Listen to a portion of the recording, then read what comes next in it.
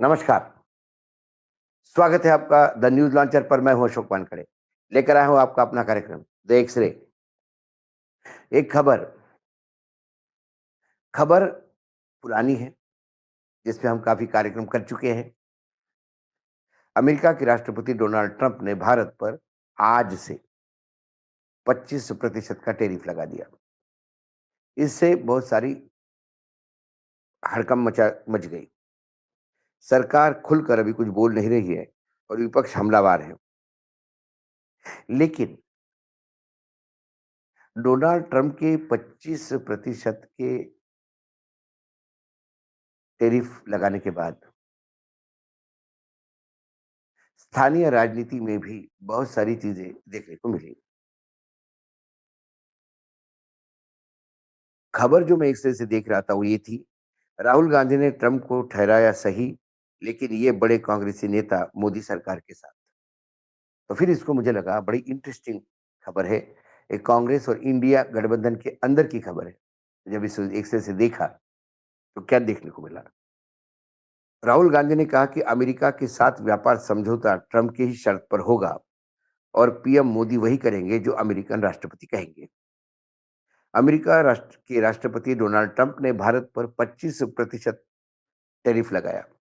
उसको लेकर देश भर में हलचल मच गई है। इसी बीच नेता विपक्ष राहुल गांधी ने मोदी सरकार पर निशाना साधा और ट्रंप के एक बयान को सही ठहराया। राहुल गांधी ने कहा कि पीएम मोदी और वित्त मंत्री निर्मला सीतारामन को छोड़कर सभी जानते हैं कि भारत एक डेढ़ इकोनॉमी है। उन्होंने कहा कि प्रेसिडेंट ट्रंप सही कह रहे थे। राहुल गांधी ने ये भी कहा कि अमेरिका के साथ व्यापार समझौता ट्रंप की शर्तों पर ही होगा और पीएम मोदी वही करेंगे जो अमेरिका के राष्ट्रपति कहेंगे। राहुल गांधी ने कहा कि भाजपा के राज में भारत की अर्थव्यवस्था बर्बाद हो चुकी है। राहुल गांधी तो ट्रंप को सही ठहरा रहे हैं, लेकिन कांग्रेस के कई बड़े नेता हैं जो मोदी सरकार के साथ खड़े होते दिखाई दिए हैं। और ये जो स्लीपर सेल है बीजेपी के, जैसे ही ट्रंप ने टैरिफ का बम भारत पे डाला, ये सारे स्लीपर सेल अपने बिल से बाहर निकले। हालांकि समय समय पे ये बिल से बाहर निकलकर सरकार का समर्थन करते रहते हैं और पार्टी के लिए किरकिरी करते रहते हैं। शशि थरूर, कांग्रेस सांसद शशि थरूर ने कहा कि यह एक चुनौतीपूर्ण बातचीत है। हम कई देशों के साथ बातचीत कर रहे हैं, सिर्फ अमेरिका ही बातचीत नहीं कर रहा है। यूरोपियन संघ के साथ हमारी बातचीत चल रही है। हमने ब्रिटेन के साथ एक समझौता कर लिया है। हम दूसरे देशों से भी बात कर रहे हैं। अगर हम अमेरिका में प्रतिस्पर्धा नहीं कर सकते, तो हमें अमेरिका के बाहर अपने बाजारों में विविधता लानी पड़ सकती है। हमारे पास कोई विकल्प नहीं है। अगर अमेरिका अपनी मांगों को लेकर पूरी तरह से अनुचित है, तो हमें कहीं और जाना होगा। यही भारत की ताकत है। हम चीन की तरह पूरी तरह से निर्यात पर निर्भर अर्थव्यवस्था नहीं है। हमारे पास एक अच्छा और मजबूत घरेलू बाजार है। हमें अपने वार्ताकारों को सबसे अच्छा सौदा ढूँढने के लिए मजबूत समर्थन देना चाहिए। अगर कोई अच्छा सौदा संभव नहीं है, तो हमें पीछे हटना सकता है।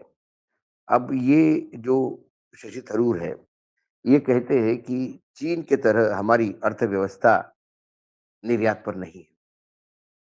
ये पता नहीं कौन से कॉलेज से पढ़े हैं।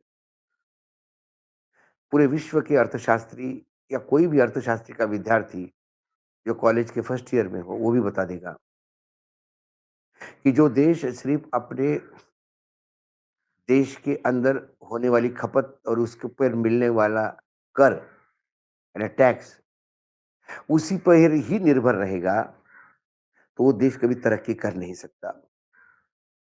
वो बस अपनी ज़रूरतें पूरी कर रहा है। तरक्की वो देश करता है जिसका निर्यात ज़्यादा है। तो चाइना तरक्की इसलिए कर रहा है। अब शशि थरूर यहाँ पर कहते हैं कि भई ये चाइना सिर्फ़ निर्यात जैसा है, लेकिन चाइना का निर्यात इतना हावी है कि चाइना के टर्म्स पर ट्रंप समझौता करता है। क्योंकि चाइना ने यदि मान नहीं दिया, तो अमेरिका की इंडस्ट्रीज़ बंद हो जाएगी। चाइना हमारा शत्रु राष्ट्र होने के बावजूद भी हम चाइना से निर्यात लगातार आयात लगातार करते हैं, क्योंकि चाइना से बल्क ड्रग नहीं आए तो हमारा फार्मा इंडस्ट्री बंद हो जाएगा।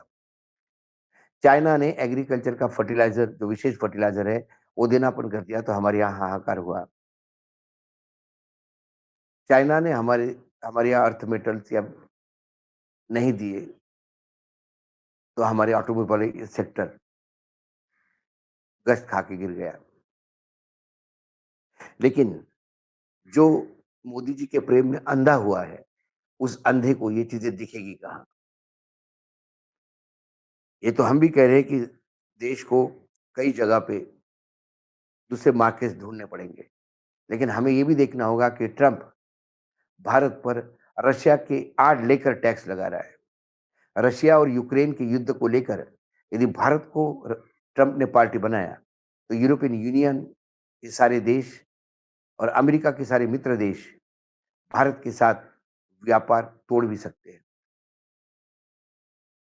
क्या हम पूरे विश्व की सैंक्शन झेल पाएंगे? लेकिन शशि थरूर को कौन बोले, उन्हें तो गाने गाने से ही फुर्सत नहीं। दूसरे सांसद है राजू शुक्ला। इनके बारे में तो हम कई बार कहते हैं कि ये एक पैर इनका बीजेपी में, एक कांग्रेस में। एक तरफ कांग्रेस के आला कमान यानी गांधी परिवार, खासकर प्रियंका गांधी और उनकी टीम को ये जचाने में हमेशा सफल होते हैं कि वही राजनीति के एक ऐसे पंडित हैं जो पार्टी को बचा सकते हैं। और दूसरी तरफ अमित शाह जी को वो आश्वस्त करते हैं कि क्रिकेट में उनका बेटा जो कर रहा है, उसके पूरे अभिभावक बन के वो वहाँ उसका साथ देते रहेंगे। राजू शुक्ला ने कहा कि ट्रंप का ये कहना कि भारत और रूस की अर्थव्यवस्था खत्म हो गई है, गलत है। भारतीय अर्थव्यवस्था खत्म नहीं हुई है। पीवी नरसिम्हा राव और मनमोहन सिंह के कार्यकाल में आर्थिक सुधार किए गए थे। अटल बिहारी वाजपेयी ने उन सुधारों को आगे बढ़ाया। मनमोहन सिंह ने 10 साल में इसे मजबूती दिया। मौजूदा सरकार ने भी इस पे काम किया है। हमारी आर्थिक स्थिति बिल्कुल कमजोर नहीं है। अगर हम दावा करते हैं कि हमें आर्थिक रूप से खत्म कर सकता है, तो शायद ये गलतफहमी की वजह है। ट्रंप भ्रम में हैं, जी रहे हैं। टैरिफ लगाना गलत है। हर देश को अपनी मर्जी से व्यापार करने का हक है। उन पर पाबंदी लगाना, ब्रिक्स के खिलाफ बोलना, रूस से व्यापार और आयात के खिलाफ बोलना ये ठीक नहीं है। अब जो राजू शुक्ला का दावा है, नरसिम्हा मनमोहन सिंह ने आर्थिक सुधार किए थे, बिल्कुल सही। अटल बिहारी ने उन सुधारों को आगे बढ़ाया था, बिल्कुल सही। मनमोहन सिंह ने 10 साल में इसको मजबूत किया। मौजूदा सरकार भी इस पर काम किया है। अब सवाल यही है कि राजू शुक्ला इतना ही बता दे कि मौजूदा सरकार में इसमें का क्या काम किया है।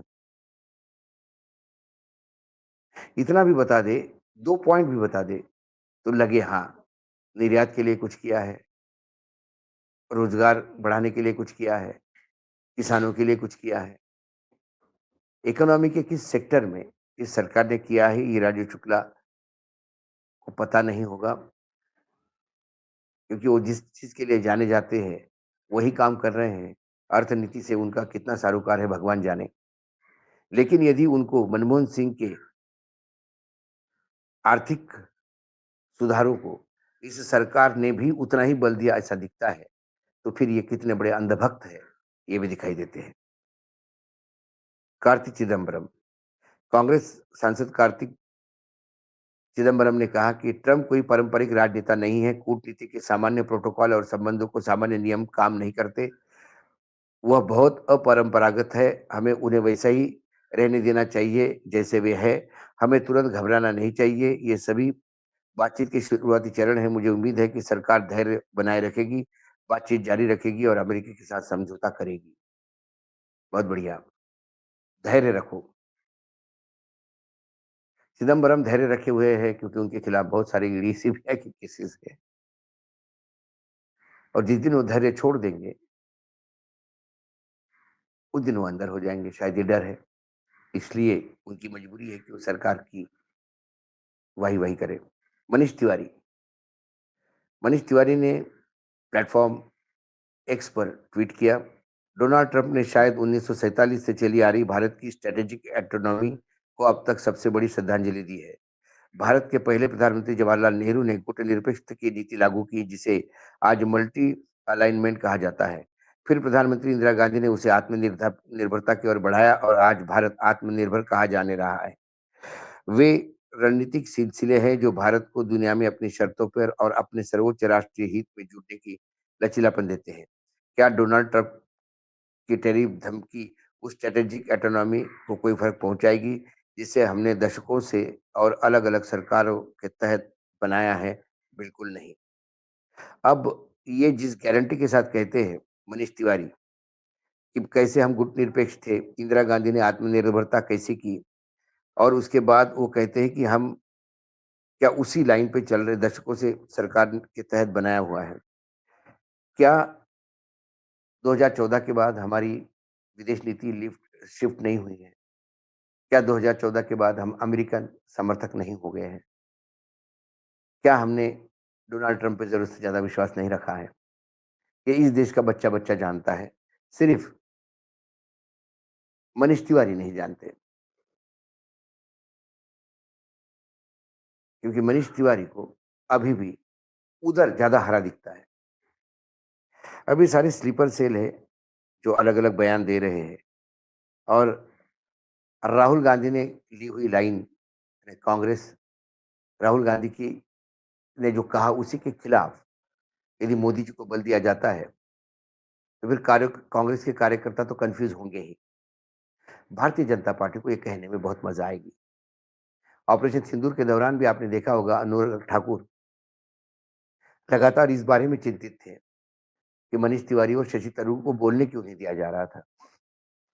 वो अपने ही पार्लियामेंट्री अफेयर्स के मंत्री किरण रिजिजू को मुँह के बल गिरा रहे थे, जो कह रहे थे, जैसा विपक्ष कौन बोलेगा ये विपक्ष तय करेगा, सरकार की तरफ जवाब कौन देगा ये सरकार तय करेगा। लेकिन अनुराग ठाकुर ने ये कहा कि सरकार ये भी तय करेगी कि विपक्ष की तरफ से किसको बोलना देना चाहिए और किसको नहीं। जो बीजेपी कांग्रेस में रहते हुए बीजेपी का साथ दें, वो राष्ट्रभक्त हैं। जो कांग्रेस में रहकर अपने पार्टी का साथ दें, वो पाकिस्तान के साथ हैं, क्योंकि वो विपक्ष में है। इस देश में देशभक्ति का ठेका सिर्फ बीजेपी ने लिया है। बाकी तमाम दलों ने मानो देशद्रोह का ही काम करना तय किया है। ये परसेप्शन बार-बार बनाया जाता है।